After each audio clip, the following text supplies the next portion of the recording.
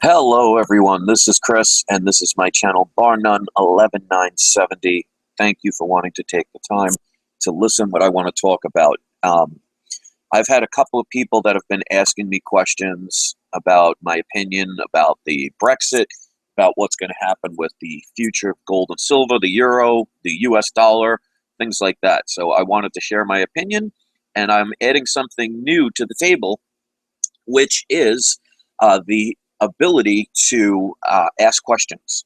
So if you would like to ask questions, if you look in the comments section, there is a link that will take you to my Google Plus page. Now, if you follow me on Google Plus, it makes it a little bit easier for you in the future to get notifications. Now, when you see the live show being broadcast on that event page, just click on that window and you'll see on the right-hand side the ability to ask questions. Now, I won't be answering every question. I mean, it will be ones that are relevant to the conversation. So if people ask, questions that are not involving the topics, we will skip them.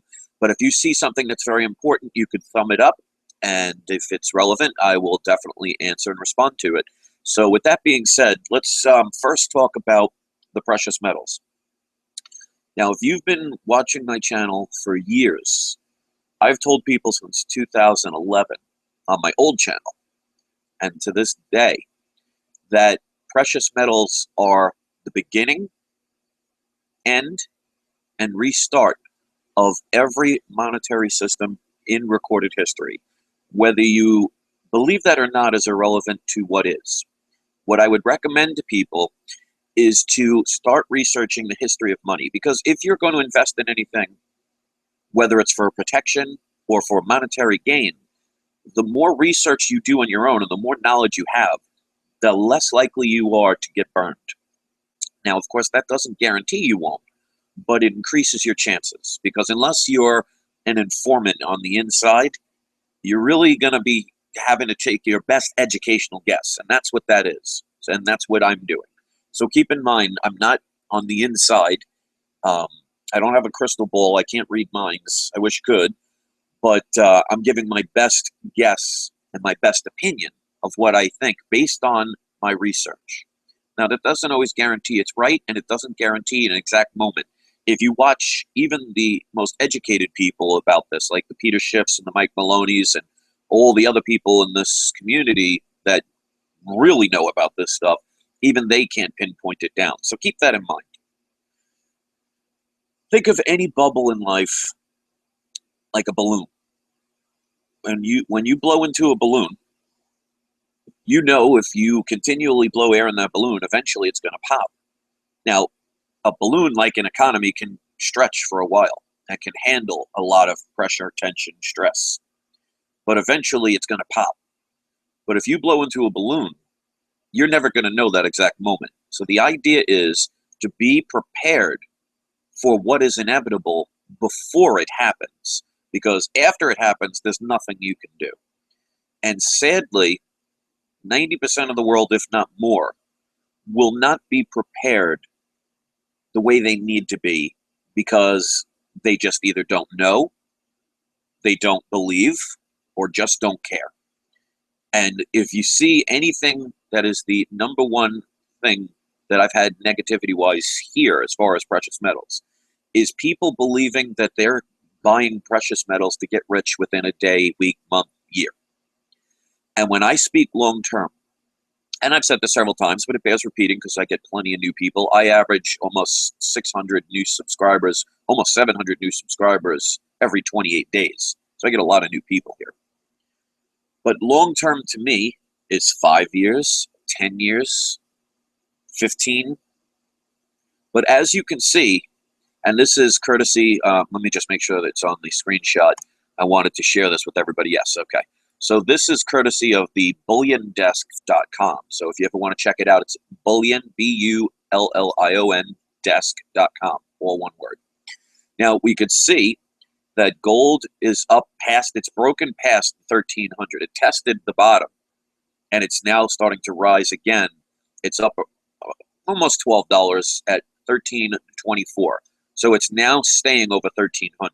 It's tried to reach the bottom and go below 13, didn't do it. So that's a test. That's a good sign. You need that. Silver's making a really good move now. Yesterday it was going up 9 cents, 10 cents. Today it's broken the $18 mark. It's now up 52 cents at 18.32. Now, if you saw in the beginning of this year, I made a prediction about gold and silver, and I said we're going to see some up and downs. But I said if it breaks the 18 mark, be prepared for it to get close to 20. Now, of course, like I said, there's no guarantees, but there are certain numbers that will trigger people. And when you get to the next level, all of a sudden, people start joining in. And if I could learn anything and take away anything from my experience with the comic book world that I was participating in for the past year and a half, is that people base their purchases mostly on emotion. In other words, they do what everybody else does. They follow the latest trends. So this is why I don't regret my experience over trying to do what I used to love as a child, because it did reinforce and help me understand certain things. That's not just gold and silver that people invest in based on emotion. Comic books, they do it all the time. And I used to make videos telling people books to get before they got expensive. And some of the books that are now starting to get expensive, I told people to buy a year and a half ago, and most people didn't touch them. When do most people buy things? Most people buy things when everybody else is talking about them, when they are getting more and more expensive, because what happens? It gains media attention. So now that you're seeing 18 and above, you're going to start seeing people paying attention to gold and silver again, and gold hitting over 1,300. You're going to hear, like you see recently, the news is starting to talk about it again. So what happens? You get people climbing on board. They're going to start purchasing. That increases the demand, and the price will rise. It's simple economics, which sadly most people do not get, or they don't put enough effort to understand. And I've said for years that you're going to have your ups and downs, but if you're buying it to get rich quick, you shouldn't be in this game. And what I'll find interesting is, when it was going down, I had many people crucify me, saying I ruined their lives. And I said, well, if you didn't sell, you didn't lose anything. So if you stay the course, you'll be fine in the long run. So if they sold, that's their own decision. They will regret that someday. But I wonder how many of them, when the prices start going up and up, and again, this is going to take years. Just because it's rising now doesn't mean it's not going to fall again. It's going to be tested, because this is manipulated up and down. But I wonder how many of them will actually even apologize. Not that I care, but they probably never will. But physical metals, now let's put it this way, because I talk about a lot of positive stuff here and a lot of about energies and how you create.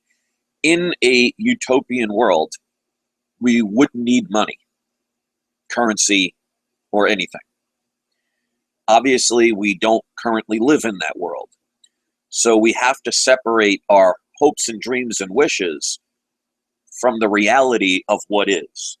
And as of now, until we get rid of corrupt systems, corrupt banks, and corrupt governments, which means the people have to make the effort to make that change peacefully, because there's plenty of ways, I've said numerous times, you could overthrow a government without pulling a trigger or hurting one person.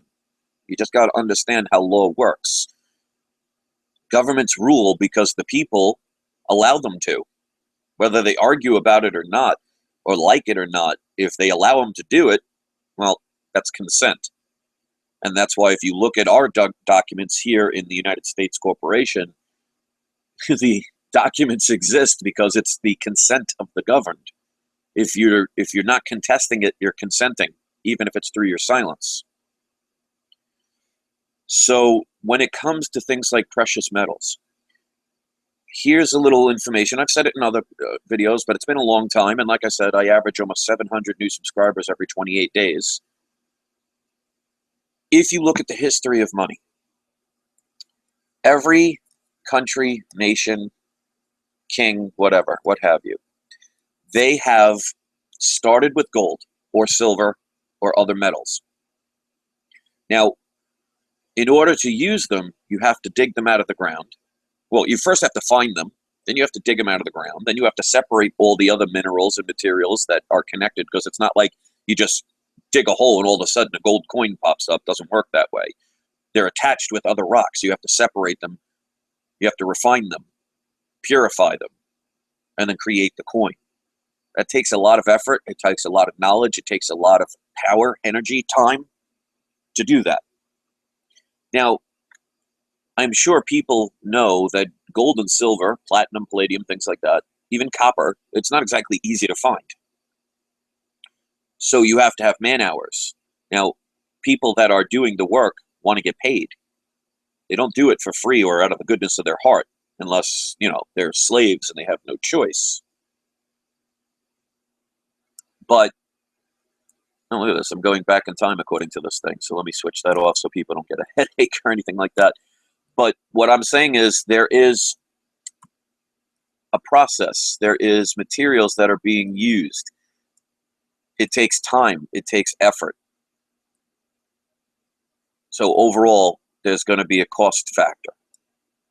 But the good thing about that is you're limited to the supply that you find. So it gives you what's called fiscal responsibility. In other words, if your currency or money, actually, because that is money, if it's based on you getting necessary materials, extracting them from the ground, extracting the other metals and other materials from it, purifying it, melting it down, turning it into a coin, you can only make as many as the material you find, which limits the amount that you can create, keeping it valuable. And if you know anything about valuables, and like I learned about with comics and other things, is the less of them there are, the more valuable they may become. When you oversaturate a market, like what happened in the 90s with the comic bubble bursting, they were printing by the millions. Nowadays, a big print run is, well, I'll give you a comparison. And this is why I'm so glad I went to that other channel, because it shows the relevance, because I learned more things about investing. The average, like for example, the death of Superman in the 1990s, I believe, and correct me if I'm not sure if you'll know, but it's around 5 to 7 million copies were printed. Same thing with the X-Men #1 in the 90s. Millions. Nowadays, a big turnaround of printing because of that, how many people left, is 1 to 200,000. And that's a lot. So when it comes to the history of money, and when the countries needed physical gold and silver to create the currency, they were limited to what they could find. What they would eventually do, because as we know throughout history and even till present day, politicians and bankers are greedy. They cannot get enough. And what they slowly would do is take away the metals. Now, if you had a gold coin in your hand, and you had, back in the days, had them all the time, you would pretty much know the weight of that coin. So if they just took away the gold, you'd know the difference. What they would do is start replacing it with cheaper metals. And it would devalue the currency. That's what happened with the Roman Empire. And eventually it got to the point, see, because the Romans were the first country and first government to guarantee 80% silver in their coins. But what they started to do is, once they couldn't find any more silver, because remember, they didn't have tractors back then. They didn't have cars and gas and solar-powered machines and things. They had shovels, picks, and axes. A little bit more difficult to drop down to deeper mines, go through rock. They didn't have explosives, as far as I know. So what they started to do is put other cheaper metals they found inside it, or mixed it in. And eventually it got to the point where they made it so low that it became obvious, thus creating the separation of the Roman Empire. But if you look at the history of money, it always starts with gold and silver, and it ends with what's called a fiat currency, which means they no longer back it by the gold. Now let's take it by present day. If you look at the history just in this country, in the United States Corporation, I can't really talk about other countries because I never lived there. So if you want to do a video on your own based on your knowledge from your history of your countries, please do. But I'm sure it's pretty much the same. Our country, You could see, especially in the 1800s, we had up until the 1900s, and then if you take silver all the way up to the early 1960s, we had gold and silver coins. Now, back in the 1800s, that's pretty much what people used, was gold and silver coins. Now, obviously, gold and silver coins, they're big, they're heavy, they're bulky, not easy to carry around. So they created what was called certificates, where you could place your gold or silver into a bank, and they would give you basically a receipt for your gold and silver. And if you actually research the history of money, when they first started creating paper money, that's originally what it just was. It was just a receipt. But people started trading the receipts. And banks realized, wait a minute, I could create this paper that people are trading to buy goods and services. And they're putting their gold into the vaults, but they're never taking out the gold. They're trading the certificates. So I can just pretend that I have more gold in my vault, and as long as people don't take them out, I can create 10 times the amount in paper certificates, which is the beginning and the end of your future of your money. It's the corruption that ruins everything. So you notice with the paper certificates, they're foldable. You could put lots of them. You could write large numbers on a piece of paper. I mean, if you want, let's say gold is roughly around $1,300 an ounce. Let's just say $1,300. If you have $13,000 worth of gold, you're not going to be able to put that in your pocket, or if anything, it's going to be very heavy. But you can take a couple of $1,000 bills, put them in your pocket, no problem. Fold them up, they're right there.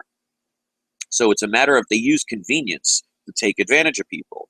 So even up until around the 1920s or 1930s, I don't have the exact day, and it's irrelevant, that you used to have what's called gold certificates and silver certificates, which is more recent because that went until I think around the 1950s. What that meant was the bank had to have gold and silver to be able to create those bills, those certificates. But you notice bills now, they don't have gold or silver certificates on top. They say Federal Reserve note. Because what they did is in 1970, they took the world off of the gold standard. So that means all of the quote-unquote money in the world, whether it's the euro, whether it's a Canadian dollar, the Mexican dollar, the yuan, the yen, the ruble, they're all backed by nothing but debt and now has to be borrowed into existence. Now, if you see what I said earlier, when money was first created, they had to find the gold or silver, they had to dig it up, they had to extract the metals, they had to refine it, purify it, and create the coin. That takes time, effort, and you're limited to the supply.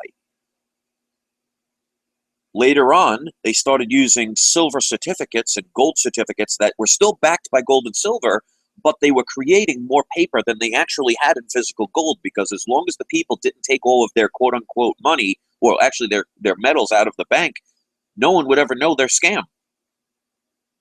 Now, they took away the gold and silver completely, and now they could just print and write numbers on a piece of paper unlimited.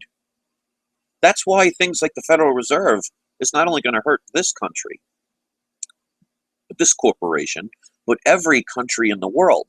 Because, ladies and gentlemen, and this is not fear, this is reality. You know, sometimes reality can be fearful because, like I've always said, the negativity, if you pay attention to it, can help you learn. But if you look at the history of money, countries were not connected like they are today. I mean, a person that lived in England probably never even knew there were people in Italy, other than stories they've heard. Because they probably didn't travel, because they would probably spend their whole lifetime getting there. And some people probably would never survive the trip. But there were different countries and different nations that had different money based on their gold supply. If you had a lot of gold and silver in your area, you could create more money. You're going to be a lot wealthier. If you were an unfortunate person that lived in a land where you just couldn't find any precious metals, well, you're going to be in trouble. You're going to have to base things on trade. But when one system collapsed, there was always another to take over. So there was always somebody saying, "Oh, you're too old or something." I got that. But now, for the first time in recorded history, every single currency on the planet has no gold standard, which means they just create numbers out of thin air. So again, if you take $13,000 worth of gold, that's 10 ounces of gold. For you to have that value, you would have to have 10 1-ounce gold coins in your hand, or a 10-ounce gold bar. The more ounces you add, the more weight, the more volume. That makes sense, I'm sure. But I could take one piece of paper and write $10,000 on it. And since it's not based on anything, it's based on debt. And that is what the currency system is to this day since 1970, and to a lesser degree for the past couple of centuries, because they did have still gold and silver backing it up to a certain extent, but it was not a one-on-one ratio. In other words, for 1 ounce of coin, they didn't just create $1. They stretched it because people didn't check. And to this day, people still put their money in banks with the safety and security of thinking that your money is there. Once you deposit your quote-unquote money into a bank, it's no longer yours. You're giving it back to them. They just allow you to use it. But you haven't noticed that when you have a job where you're working for a company, now if you have your own job, you have your own business, this is different. But if you work for, let's say, a big chain store, you get a paycheck. They don't hand you, let's say you're supposed to make $500 a week. Most people don't get $500 in cash. They write you a check that you deposit, or they do direct deposit into your bank. So technically, they've given you nothing but numbers. And if you understand how countries work, think about the Federal Reserve, and I've said this before. The Federal Reserve is a private-owned corporate bank that is owned by shareholders, can't speak. It's not part of any country, not part of any government. It's a private-run company. They don't sell anything. They don't manufacture anything. They don't create anything. And yet they can create trillions of paper dollars. And actually, most of it is digital numbers. Where does it come from? Why is it that nobody, even people like presidents, even people like Donald Trump, why don't they ever mention these things? I mean, they're not stupid. I mean, if somebody, like a nobody like me, can think of these things and see these things and understand these things, it's for damn sure they know as well. So there's either two possibilities. They are that unintelligent and uninformed, or they're not letting you know about it because then they cannot profit off of our ignorance or naivety. But when they, quote-unquote, lend, quote-unquote, money to countries and banks, they're not giving them any physical money, although our government can print out a certain amount in paper and coin. They're giving digital numbers. So when you deposit your check, you've transferred nothing, and a bank can create more than what you put in what's called fractional banking. In other words, if you deposit or borrow $1,000, they can create 90% more of that out of thin air and give it to other people. Now think about it. Let's say you are going to buy a car, and you need to get a loan from the bank to be able to get the car. And let's just say, average-wise, because it's easier, that the car is $20,000. And you go to the bank and say, "Hi, I'd like to borrow $20,000 to buy this car." And let's just say you're approved, which is pretty rare these days because they don't want to approve too many people because they know that people are not able to afford it. But let's assume you can, and they approve you. They don't slide 20,000 $1 bills across the table.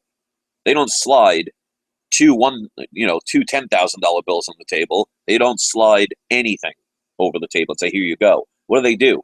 They either write you a check or they deposit numbers in a bank account. So they've given you nothing. Now, when you have a loan, you have to pay it back, obviously, plus interest. Now, can you just type some numbers into a computer and enter it into their account? and say, oh, here you go, if you have no money in your bank account? Of course not. You can't do what they can do. You have to work, and your labor gives you the digital numbers to pay back what they have given you, which is nothing but digital numbers. But you have to use your physical labor to be able to create what they can do out of thin air. See how they have the advantage? How the banks, the Fed, and governments, how they have the advantage over you? They don't have to work for anything that they create. They just have to type numbers into a bank account, and that's money. And they take a couple pieces of paper that are backed by nothing, write a couple of numbers on it, and pass it out to the people. Now, if you ever notice, we have a deficit. All countries pretty much have deficits. Now, here's the part of the Ponzi scheme that people may not understand. And like I said, I've been studying this stuff for years. The Federal Reserve creates the principal amount. Now, if you're a business owner or a person that studied economics, you know about what principal is, but I'm going to explain it, assuming there are people here that have never heard this stuff before. The principal amount is the base amount. So like, for example, if you had that $20,000 loan, the principal amount is the $20,000. Now, if you've ever had a loan payment, they'll say, well, if you make the minimum payment for this amount of months, by the end of the loan, that $20,000, let's say, will be $32,000. So the $20,000 is the principal. The $32,000 is the additional, adding the interest. So here's the Ponzi scheme that many people may not be aware of. Federal Reserve only creates the principal amount. In other words, the money that they want to lend out to the people. Now, for banks to be profitable, they charge interest. Now, that's not even providing all the invisibly made money they make and create out of fractional banking. Even if it was a 1-to-1 ratio, they would only create the principal amount and not the interest, because then you have to borrow it into existence. And I'll give you an example. I've used this before. To make it in the simplest terms, let's assume there's only $1 ever created from the Federal Reserve. The Federal Reserve creates $1. It's the only money in existence. They give it to a bank waiting for somebody to come and borrow it. And you happen to be the lucky person that says, hi, I would like to borrow that $1. They approve you to borrow that $1. Now, if you know anything about loans, like I just said, there's a thing called interest. So they've created $1. That's all there is. That's the principal amount. You borrow that $1. Now, first of all, if you borrow that $1, you're not going to just put it up on your wall and proudly display it. When you borrow money, it's usually because you want to use it for something, goods or services. So you have to pay back that loan plus interest. So the principal amount is $1, which is the only dollar they ever created. And the interest, let's say, is 10 cents. Well, if you spend any of that money, you can't even give back the dollar. So if you go and buy something with that dollar, you no longer have it. So how are you paying back the loan right there? But let's just say you wanted to borrow it just so you can look at it, see what it's like, and give it back. Well, you can't do that, can you? Because you now owe $1.10. So if you give them that dollar, which is the only dollar in existence, how do you pay back the 10 cents? Well, what you now have to do is borrow another dollar that they create. So you can use that dollar, break it down, and pay the 10 cents interest. But wait a minute. Now there's more interest. And it accumulates each month. So you have to keep borrowing more money because they only create the principal amount. They never create the extra amount that covers the interest, because you have to keep borrowing that into existence. And that's why all countries on the planet continually are in debt, and they have to keep well, they make you think they have to keep borrowing money. They use the fear of things like, the debt ceiling and going over the fiscal cliff, because it sounds scary. And most people, they just regurgitate what they hear, and they actually don't research things. So they get scared. And like I've always said in many videos, is fear equals control. And if you're not knowledgeable, you're not going to understand or understand what's going on. You will be a sheep led to slaughter, financially speaking. So if you have money in a bank account, Congratulations, you're helping their Ponzi scheme continue to flow. If you use credit cards, same exact thing. Now, I have a federal credit union account, and I highly recommend anybody to do that because a federal credit union is different than a bank. They actually only lend out the money that they have available. But again, it's still part of a larger system. So unless we change the system, you have to know how to understand the system. So when it comes to things like physical gold and silver, it is a protection, not while the fiat currency is working. I mean, there are going to be highs and lows, and if you want to try and make quick profit based on those, I mean, you could take a chance, but that's not why I get it. I can't tell you how to do your business, but also take responsibility for your own actions. Don't blame others for what you choose to do. But if you get physical gold and silver for the long run, for the protection, if a currency fails, and if you go by history, that is a 100% failure rate, it always goes back to a gold-based or silver-based system once the dust clears. So yes, if there is a collapse, people have said this all the time, if there's an economic collapse, it's like, oh, I'm not going to be able to sell my gold and silver.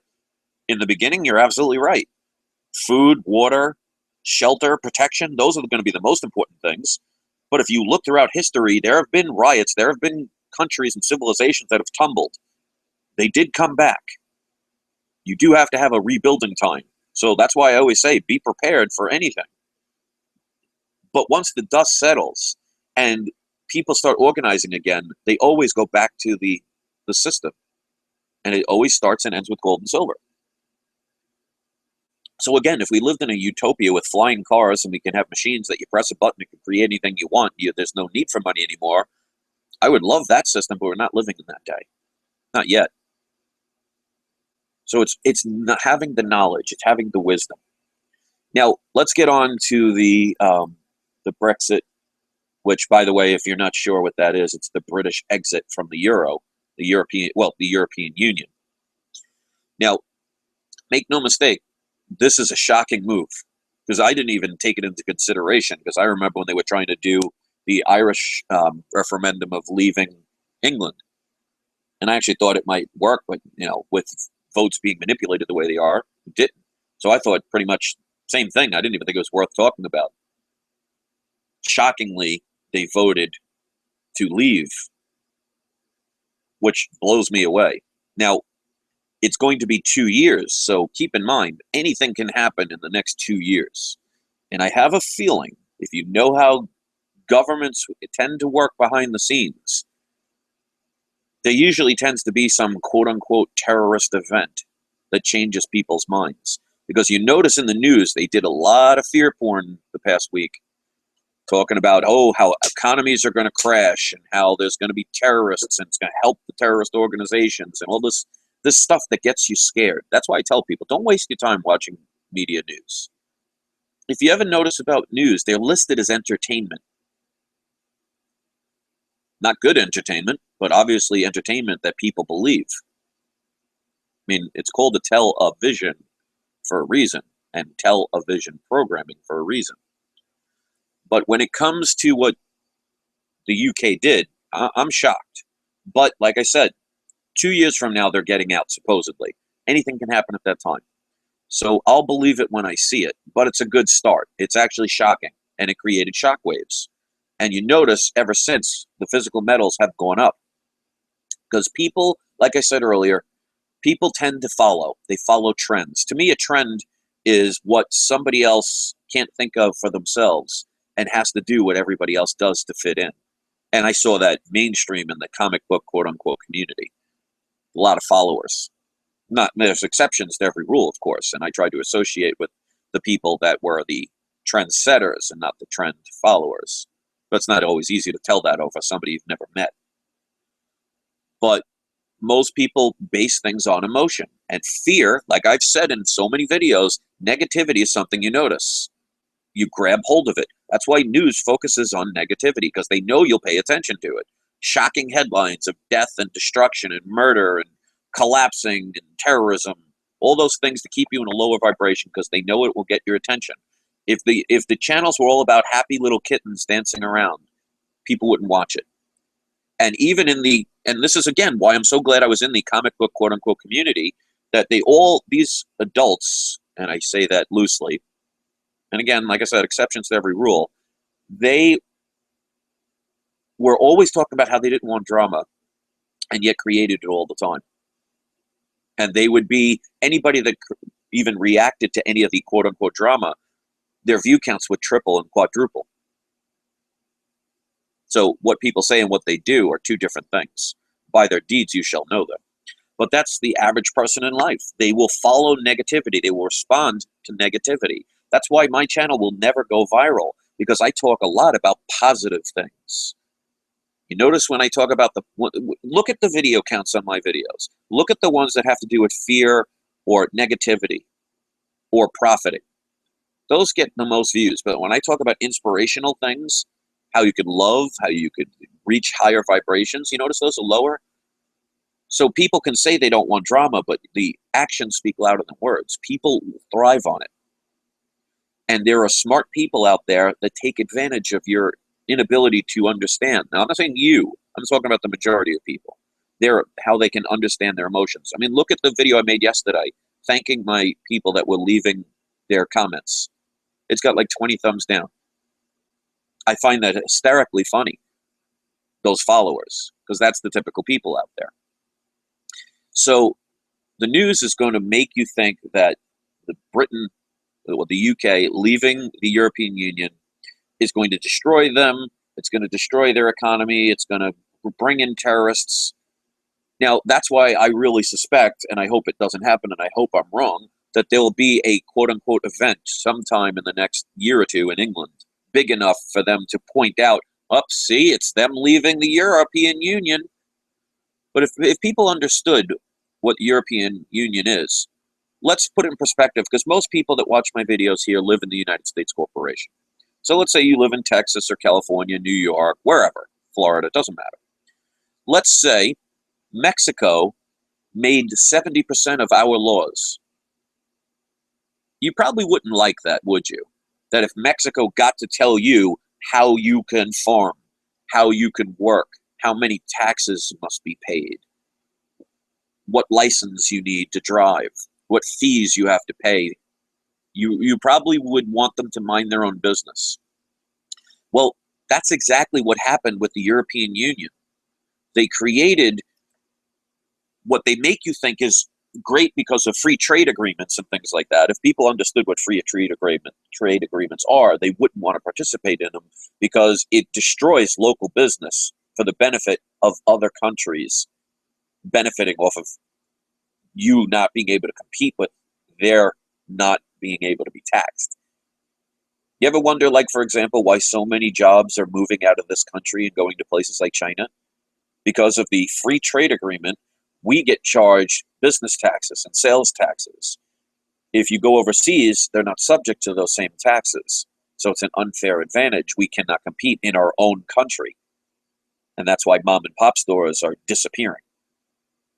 Same thing that's happening in Europe. The UK is its own country, Great Britain. But the European Union has been dictating about 70% of the laws of all the countries in the Union. Now, we supposedly, and I say that half facetiously, we supposedly elect our presidents.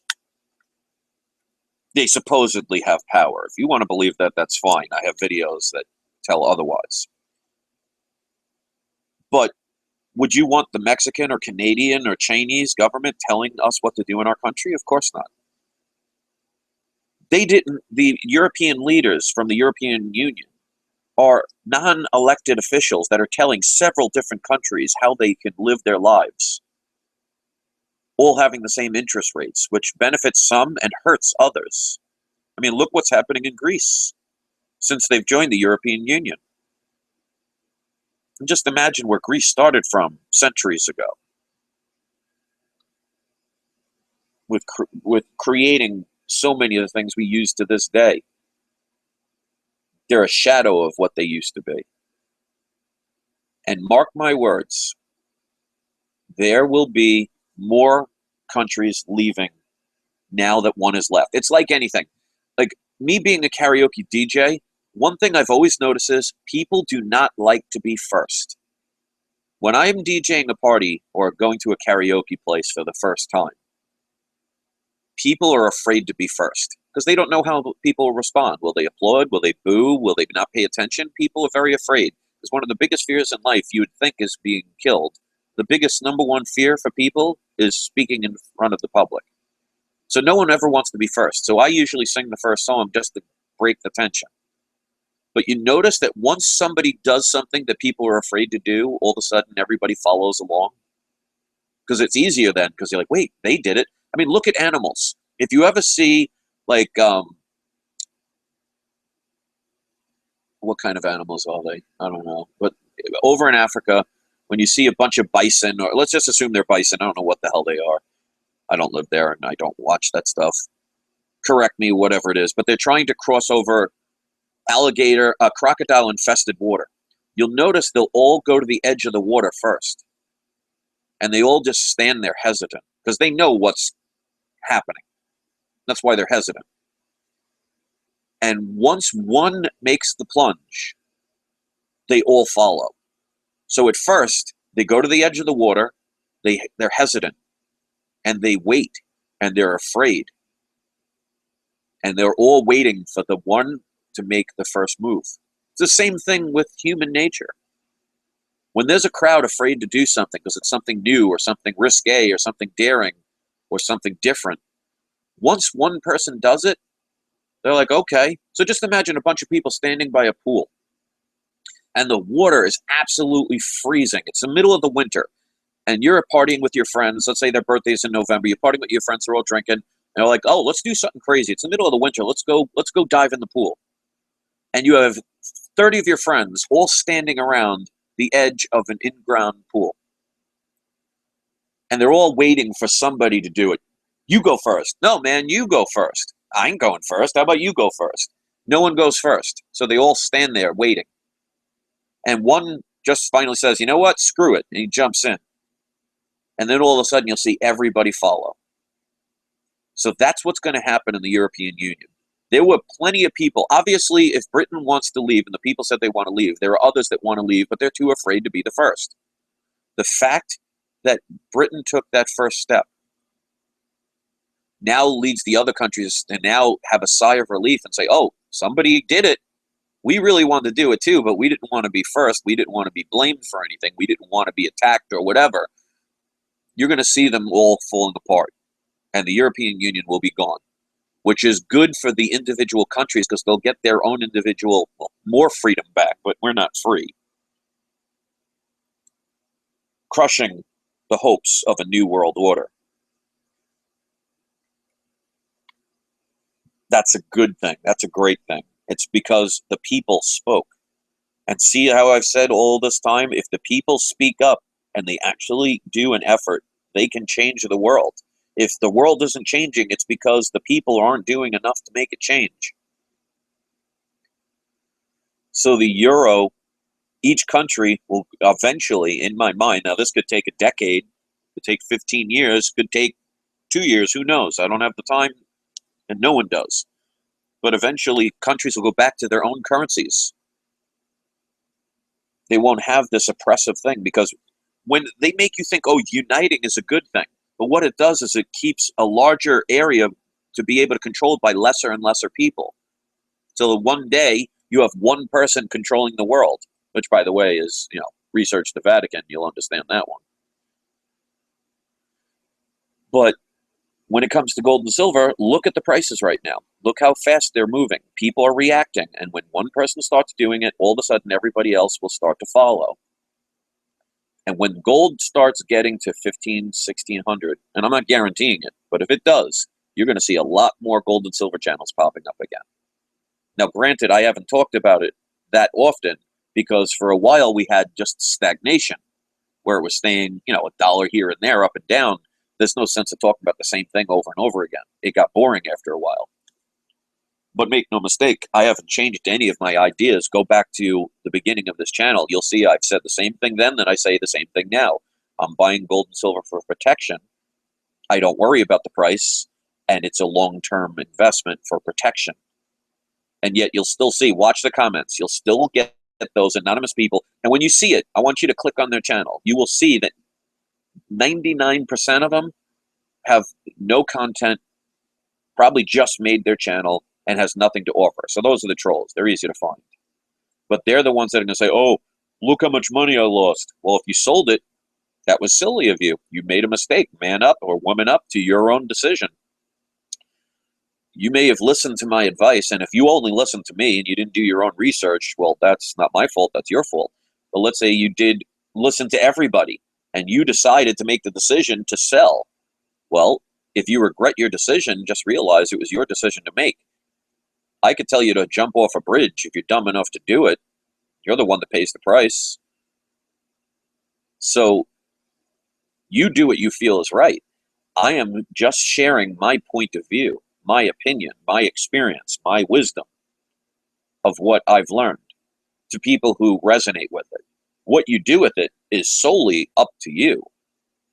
So if you want to hate somebody like me or somebody else because you chose to do something and you don't take responsibility for your own actions, well, that says more about you than me, doesn't it? So my opinion is the future of gold and silver is you ain't seen nothing yet. You're going to see some, it's going to pull back. It's not going, I'm not going to predict a number, but you ain't seen nothing yet. It's going to get higher. Just, it may not be right away. Because like I said, remember, it's going to be 2 years before they leave. And they're going to try as hard as they can to scare those people to death enough to make them make another vote, and all of a sudden it might coincidentally just overturn. So if you live in the UK, do not be afraid. Don't give in to the fear, because fear equals control, and fear is a choice. We're conditioned to have fear. We're not born with fear. Like I've said in my other channel, and I've even talked about this on a comic book channel, because I wanted to help educate people and enlighten them a little bit and raise their, vibration a little bit higher than just laying on the ground. And I hope no one ever does this, but if you take a 3-year-old child and put them in a box full of tarantulas, please don't do this. But if somebody did, that child would probably play with them because they're fuzzy and ticklish. They wouldn't know to be scared. And not all fear is bad. Ever ride a roller coaster? It's pretty scary. It can be, but yet you're laughing the whole time. You're enjoying it. Ever go up to a tarantula? Would you, as an adult, ever jump in a box of tarantulas? You probably wouldn't. Why? Because it's probably not a smart decision. So you're going to be afraid of them. So it keeps you from being injured. So again, negativity and fear is only bad if you choose to look at it that way and perceive it that way. If you view it as something that can be exciting, well, now you're turning the lemon into lemonade. And if you see it as protection, well, then it's not really bad, is it? Because if you need fear to tell you to stay away from a bear in the woods, well, you're probably not going to be eaten by a bear. So is that fear bad in that example? It's all in how you perceive things. It's positive and negative. The light is on or the light is off. Just because the light is off does not mean it's bad. Just because you can't see doesn't mean all of a sudden things are just going to come out of the dark and get you. But if you watch enough movies and you watch enough people on the media tell you these things, eventually you start to believe it. If you have a belief system that says something bad is going to happen, guess what? That's what's going to happen eventually. Because like I've said in other videos, life is full of magnetism and energy. You get what you give. That's why you will continue to get. And some of it's just a test. Because make no mistake, some people have asked in emails, why did I leave the comic book channel? I loved it. It was a learning experience. It was something that brought back a lot of memories from my youth. I made some good friends. But what happened was, it wasn't the trolls. The trolls that thumbed down my video, and you could see they did it in the last one, so I don't care. It's not those people that bothered me. What affected me was people that I trusted, people that I thought were friends, people that would come on my live shows weekly, The ones that I would promote their channels, I would let them post links on my page. I would tell people to subscribe to their channels. I had an auction site where you could sell your comics on my channel for free. I would spend an average of 2 hours every Sunday helping people sell their comics. I didn't ask for any commission or anything. The only thing I even said was, if you're not a subscriber, $5 would get you to sell as much as you want. But everybody subscribed, so I never had to take the $5. Never was going to take it anyway after I thought about it. And yet those people kept betraying me. And that's when I decided it's time to move on. And I don't regret it. So hopefully this video will help, especially newer people. Take your money out of banks. If you want, put them in a federal credit union, or convert as much as you're able to physical gold and silver. Now, obviously not to the point where you can't afford to buy, food and water. You got to be responsible. But there may be another dip, there may not. I can't guarantee it, I don't know it. If you go by history, I'm sure there will be other dips. If there is one, take advantage of it. But if it's at, let's say, for example, silver, let's just say it's at 18. If it goes to 20, and then it dips to 19, yeah, there's a dip, but now you're spending $1 more than what you could have bought today. So what I say is, trust your instincts, because unless you're an insider that knows the game, sometimes you have to have a lucky guess. I can't tell you when to buy. I've always said it doesn't matter based on price. If you're using it for protection, it doesn't matter what the price is, because it's priced on the dollar or the financial system that eventually will collapse. So it will be irrelevant what the price is when those dollars or yuans or rubles or euros are non-existent. And if you look throughout history, I mean, remember, centuries ago, the pound was the world currency. Thousands of years ago, it was the Roman coin. Notice we don't use Roman coins anymore, and we don't all around the world use the pound, the British pound. It's because currencies live and die. They live for different amounts of time. But make no mistake, on average, and again, this is average, on average, once a monetary system becomes a fiat system, in other words, the monetary system is when they base it on gold and silver, because you have to mine it, you have to manufacture it, you have to have it to be able to create the money. Once they take that away and create a fiat system, which is basically backed by nothing, once they transfer to that point, the average lifespan of a currency is 40 years. Now, we took the world off the gold standard in 1971. 40 years is 2011. So it's, like I said, it's not an exact science. It's not like, 39 years and 11 months and 29 days, click. No, it doesn't work that way. But you notice how everything since 2011 is starting to get more expensive, quote unquote, how they're printing more money, quote unquote, how things are getting more terrorist. I don't even know if that's a word, getting more terrorist. I'm sure you understand what I mean. So when you have a sinking ship, it doesn't just sink underwater. It takes time. And sometimes it rises up a little bit before it finally goes down. That's around 2008 when you saw it go down, went back up again. Look at the Titanic. You ever watch the movie Titanic? It starts to sink, and then it breaks in half, and what happens? The boat goes up again before it falls straight down. Once it gets its descent, there's no stopping it.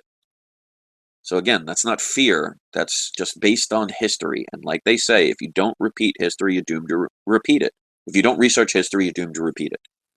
So when they talk about end of the world scenarios, zombie apocalypses, all those silly things, yeah, that could happen.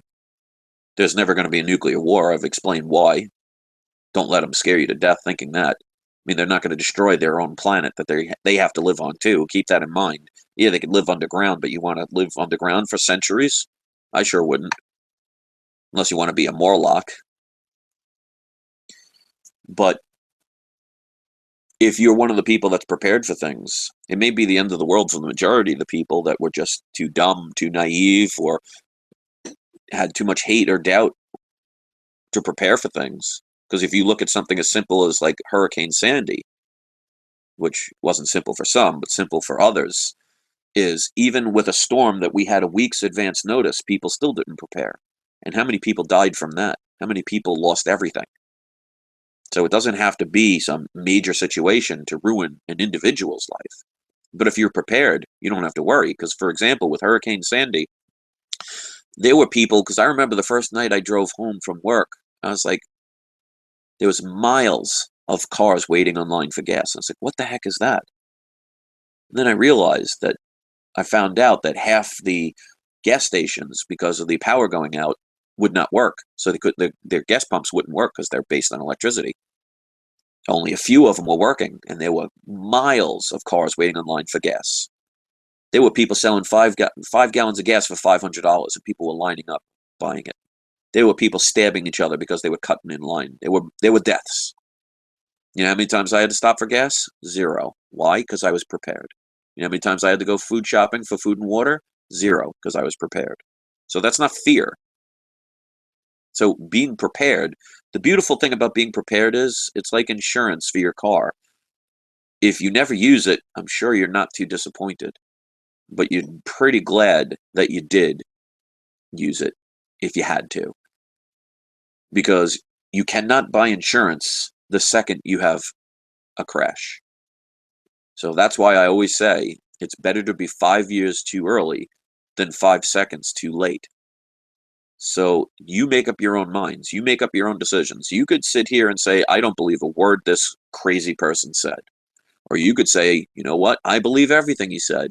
Or you should say, I find what he says resonating. I need to look into it further and do my own research and make my own decision based on this information and other information. And then I will make my decision from there. That's what I recommend. Don't just jump off a bridge because somebody else told you it would be a fun experience. Because they may have been truthful.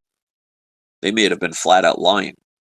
But either way, if you make a decision, you're the one that pays the price if it goes wrong. And you're the one that benefits if it goes right. So trust your instincts, but do the work. If you appreciate this, if you want to give it a thumbs up, that helps. If you want to share it, the more people that get this information, that's for every one person that is enlightened by this information and knows about the scam system all governments throughout the world do, that's one less person that's going to continue to get scammed.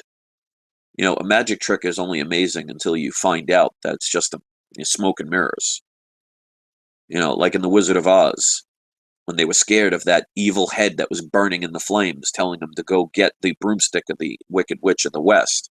They ultimately find out it was just a man behind the curtain, and they lost their fear. Lose your fear. Trust me. It's not going to stop evil people from doing evil things, because as you'll see, I'll get the thumbs down in the video. But you'll never react to it the same, because like I said, the other channel, as much as I love comics, it was just comics. And I ended up being a majority, well, not majority, a bunch of grown men acting like immature children. I could leave that easily. Here, this is truth. This is important. And if you think it is, please share it. Leave your comments. And if this is the first video you've ever seen, join and be a part of the Bar None Nation. Hit subscribe. And I hope you all have a great day. I hope you learned something. And please don't be afraid to give your opinion, but be respectful. You don't have to agree. You don't have to like it. But just respect the fact that in a free world, we're supposed to be allowed to share our own ideas and thoughts.